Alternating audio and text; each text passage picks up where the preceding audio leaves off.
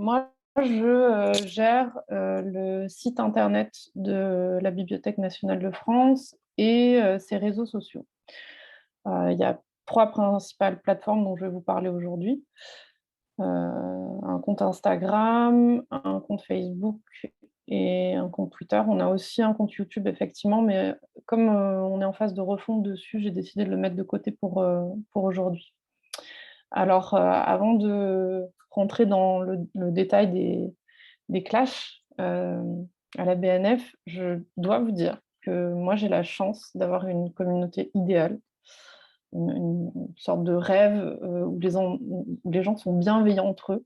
On a très peu de commentaires négatifs, et on a pas mal d'ambassadeurs, dont parlait, Anne Dao, qui, répondent à notre place sur, tout un tas de questions un peu, simples, et pragmatiques.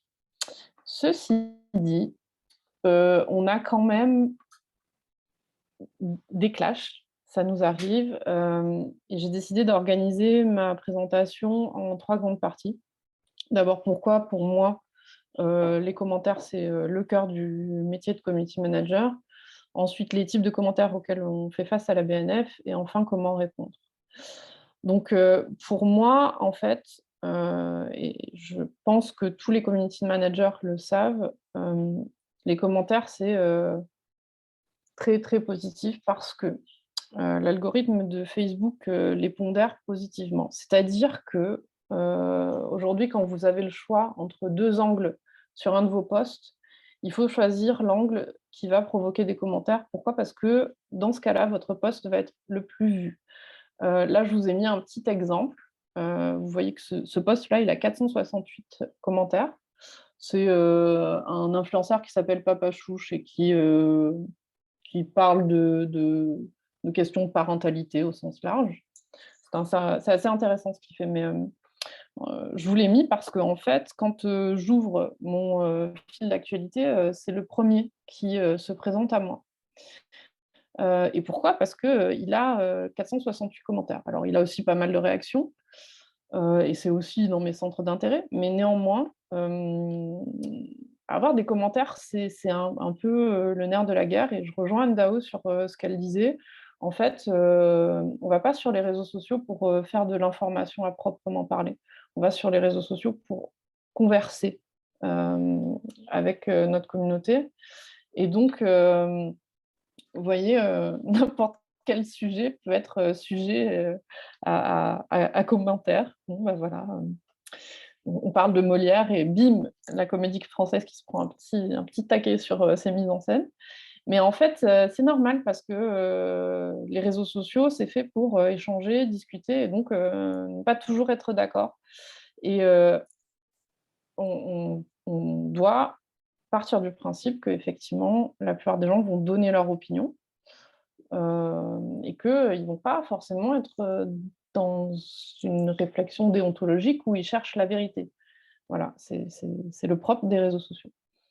Donc je vais passer maintenant sur, les petits types de commentaires, qu'on reçoit à la BNF. Le principal type de commentaire que l'on a, c'est, ce que nous appelons dans l'équipe les grammaires nazis. Donc on a vraiment une armée, de secrétaires de rédaction, gradés au plus haut niveau sur les questions d'orthographe, de grammaire, de conjugaison et de règles typo. Et ce qui est fascinant, c'est que, bah, bien sûr, ça nous arrive, nous, de faire, des coquilles, des fautes, parce que, ben, on est des êtres humains, hein, derrière l'écran. Et puis on le fait aussi dans des conditions de service public où nous, on n'a pas une armée de SR pour, relire tous nos posts.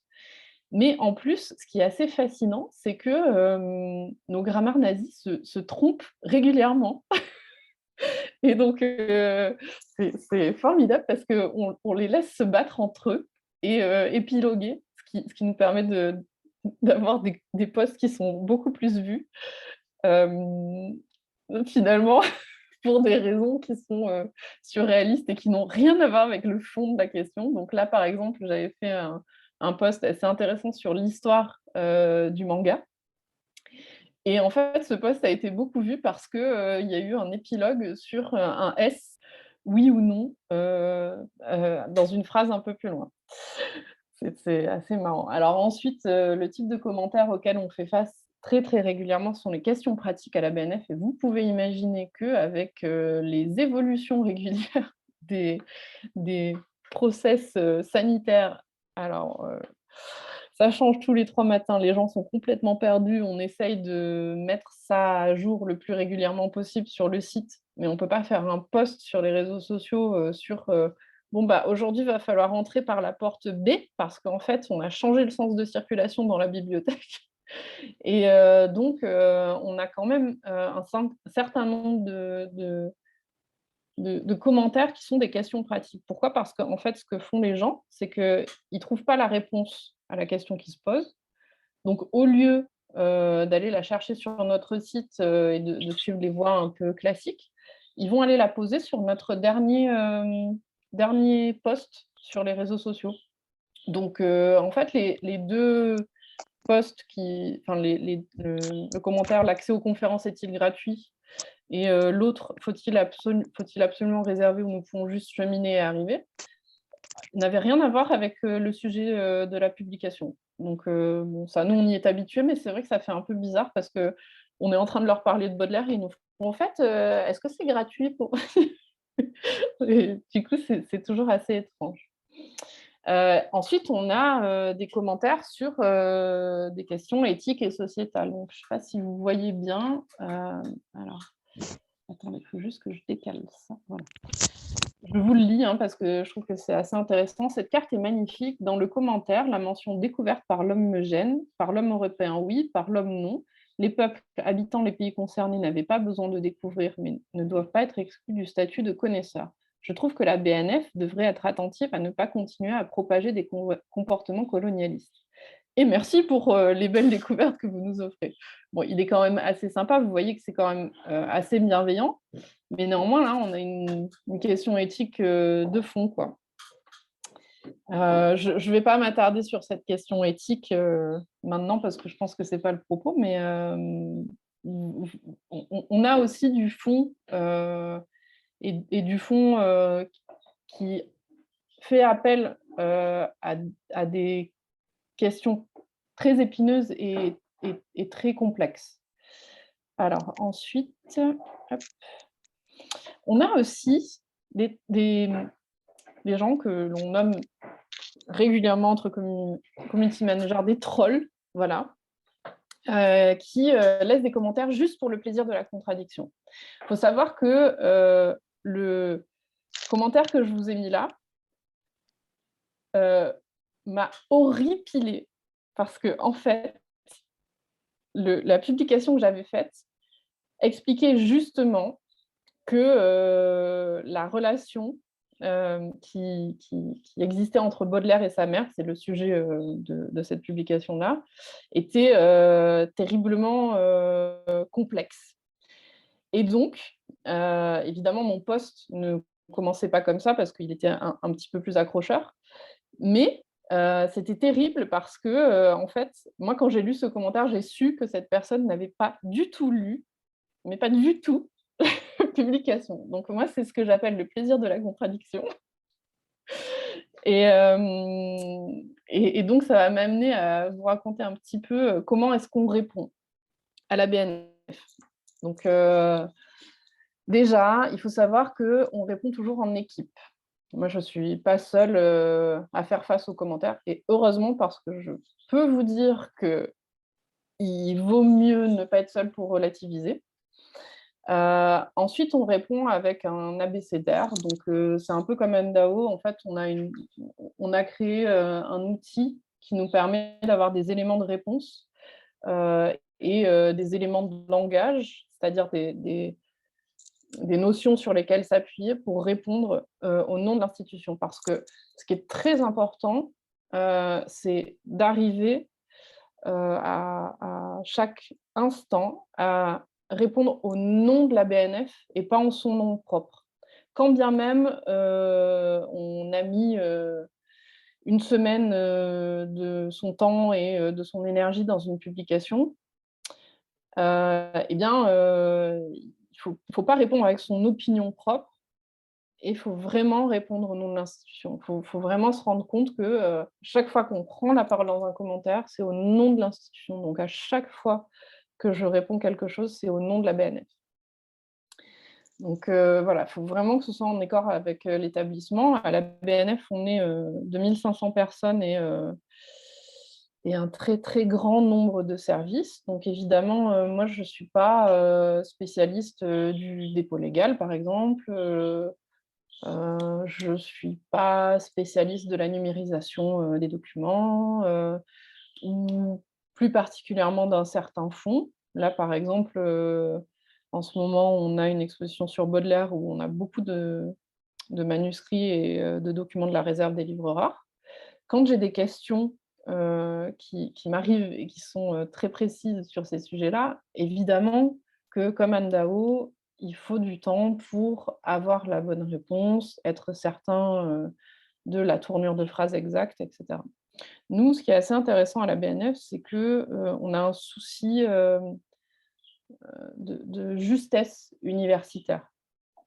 Et c'est ce qui a fait, je pense, que, pour moi, ça a été assez simple de m'insérer, dans l'ADN de la BNF parce que, c'est un lieu, d'universitaire où on cherche à avoir, heu, la juste formulation. Alors évidemment, pour moi, c'est un peu un exercice, quotidien parce qu'il faut aussi que, ce soit un exercice de communication et donc que ce soit le plus clair possible. Sur les tweets, par exemple, on a un nombre de caractères restreint, donc il faut que je fasse avec, même si, l'intégralité, de la phrase en 4 lignes de mon chercheur ne passe pas. Et donc tout ça pour vous dire que, c'est, vraiment, un travail d'équipe, heu et à l'échelle de l'établissement. Ensuite, ce qui est très important, avant de répondre, c'est de respirer. En fait, c ça je l'ai écrit comme ça parce que ça a l'air d'une blague, mais nous, on prend connaissance le matin dans l'équipe des commentaires, hem, en n'ayant pas la possibilité de répondre. Donc, c'est-à-dire qu'en général, on se met dans un endroit où on n'a pas nos claviers sous la main. On les lit d'abord et on va répondre un peu plus tard, de façon à, ne pas rentrer dans cette logique où, comme vous le savez tous, quand on est, en colère, on répond pas, de façon, logique, on répond pas de façon, rationnelle, on répond pas de façon juste ou avec les bons termes. Donc, on fait toujours l'exercice de prendre connaissance des commentaires et ce qui est assez intéressant, c'est qu'en fait, on a été obligé de mettre en place, un outil de chat pendant, les différents confinements pour pouvoir reproduire, cet espace de parole dans l'équipe, qui est extrêmement, bénéfique pour, rester, rationnel et raisonnable. Ensuite, comme Andao ici, on anticipe autant que possible. Et c'est pour ça que je vous ai mis, l'exemple de la publication, sur, ce beau poème, Le chat de Baudelaire. En fait, cet exemple, il est assez amusant, parce que moi, je m'attendais à avoir, des commentaires assez négatifs, en fait. Parce que, la publication commence sur une citation du poème, mais ensuite, elle reproduit, un reportage qui a eu lieu chez Baudelaire où le journaliste, il me semble que ça a été publié en 1880. Bon, j'ai un doute sur la date, mais bref, ça a été publié dans Le Figaro à l'époque, où le journaliste, se trouvait en présence de Baudelaire et de son chat et en fait, c'est une matinée chez Baudelaire qui parle de son chat qui est absolument, cruel, qu'il a nommé Tibère et moi, je m'attendais à ce que les gens se disent: «Mmh, Baudelaire, c'était vraiment, un type affreux, hyper cruel, il laissait son chat, maltraiter les souris, les découper en petits morceaux, ça le faisait rire» parce que c'est ça, hein, le sujet du reportage et en fait, pas du tout. C'est pas assez crème. Donc parfois, on anticipe, des choses pour rien, mais tant mieux. Et je vous ai mis un exemple plutôt positif parce qu'après on a d'autres, sujets qui sont plus épineux. Et là, effectivement, on sait avant de poster les sujets qu'il faut vraiment qu'on essaye de se mettre à la place de notre communauté et de tous les commentaires négatifs, voire toute l'animosité qui peut se déverser.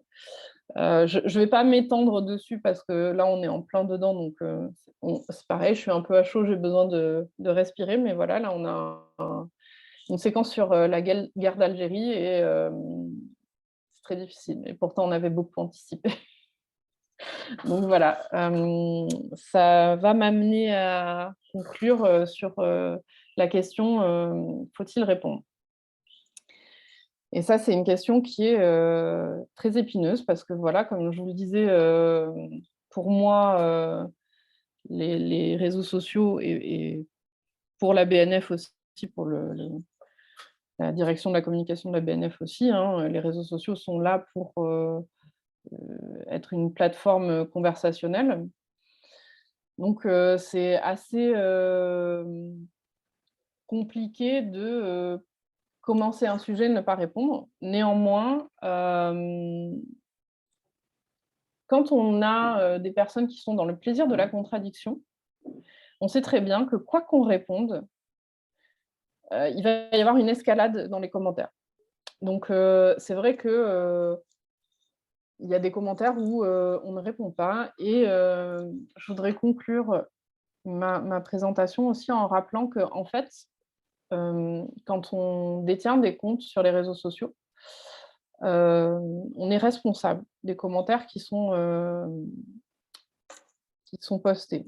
Donc, tout commentaire homophobe, incitant à la violence, raciste, doit être systématiquement signalé et supprimé dans des délais raisonnables.